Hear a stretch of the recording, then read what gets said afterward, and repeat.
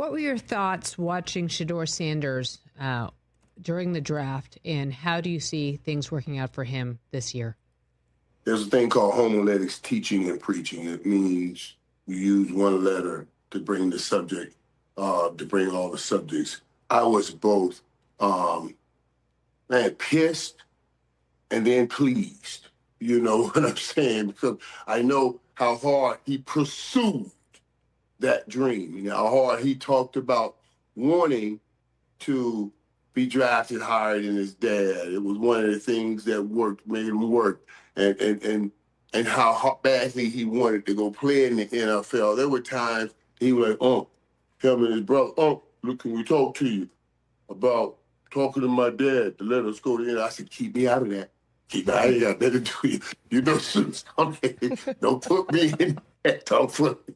You know? So we would laugh about that. But so to see him punish him like that and go through what he went through, that was painful for me. Honestly, Susan, think about this. And we talked about this on our show, and I said, I don't know if it's some conspiracy, but I can say it this way. I have never seen anyone that has had his kind of success in college put up the kind of numbers that he put up in college and drop to the 5th round. You want to tell me he's not a first rounder? You know, that's a thin line. I absolutely believe he's a first rounder. And here's the thing you heard people say. Oh, well, you know, he doesn't have the strongest arm, and he doesn't run real fast. Eli Manning doesn't have the strongest arm, and he doesn't run real fast. And he was the first pick in the draft. And the GOAT of all GOATs, God knows he doesn't have the strongest arm. And God really knows he can't run at all. You know what I'm saying? That's Tom Brady. So what we need to learn is, physical capabilities are important, but your ability to play it in big moments and in big time games and make those big plays are the most important thing.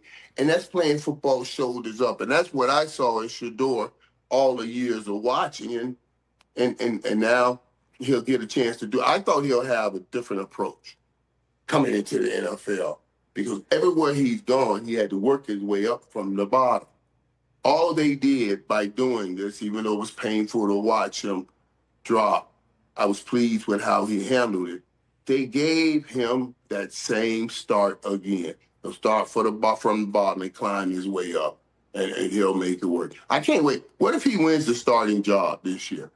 Well, I mean, then what is everybody going to say? Mm-hmm. Cleveland was brilliant, or was the rest of us smart-ass dummies, and we missed it?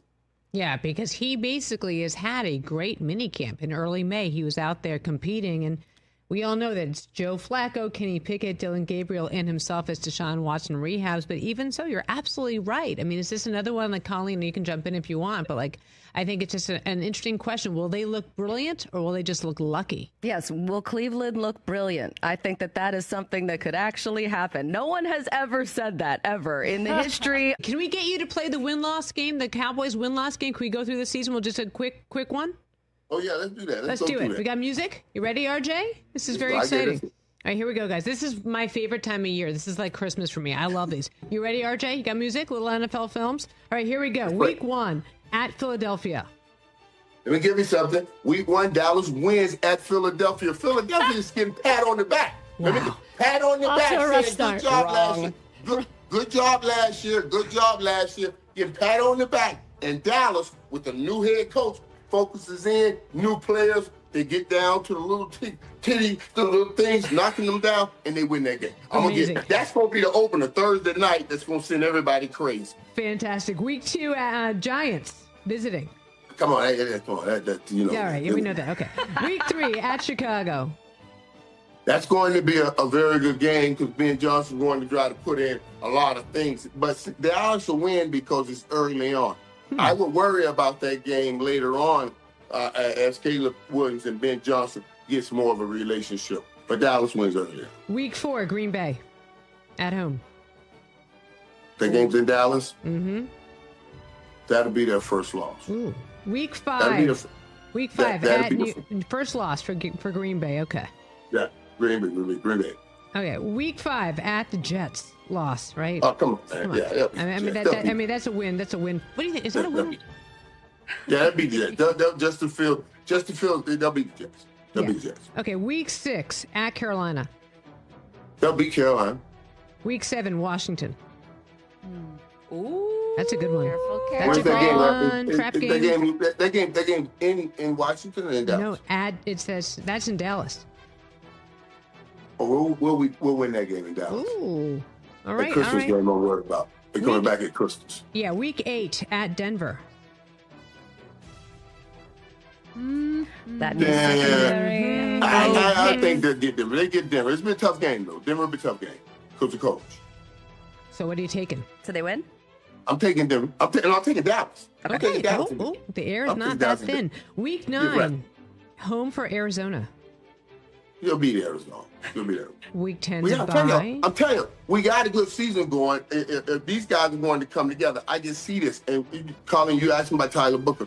I love that draft pick. I love everything they've done in the draft. And then adding on George Pickens. That's why I'm real high on what they're doing right now. You have building them, offense. You have them 8-1 right now. So. Right, I know, and that's why it's a good start. Okay. And everybody's talking about they have start. Now the end of this season is going to be tough. They got a tough schedule ending. A lot of tight games. Yeah, speaking of insane odds, the next one's at Las Vegas, Week 11. We'll be out there and we'll win. You can take those odds all the way to Las Vegas. We will win. We'll win at Las Vegas. Okay, that's a great game. Week 12, home for Philly. Now that's one we'll lose that game. Okay. Week 13, your boys, the Chiefs, at home for the Chiefs. That's Thanksgiving. We'll lose that game. Mm-hmm. Week 14, at Detroit. What's the asterisk for, Mike? I don't even know. Primetime game. All right, primetime game at Detroit. Thursday nighter? So people are going to trip here, boy. It's going to be hard.